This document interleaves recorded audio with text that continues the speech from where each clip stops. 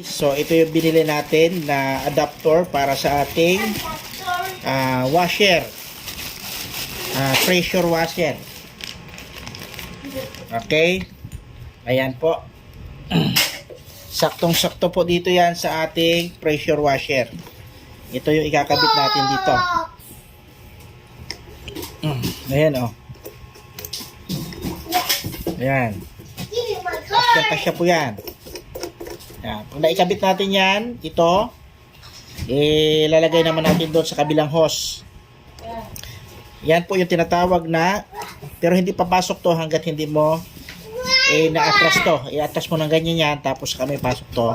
Tapos idiin mo. Pag lumagatik na yon, ibig sabihin, nakakabit na po yun na maayos. Yan. So, ang tawag dito ay quick release adapter. Kasi bakit siya tinawag na quick release adapter? Hindi mo na siya kailangan i-thread, no? Dahil pagka atras mo nito, hugot, and then pagka gagamitin, pasok uli, no? Ayan.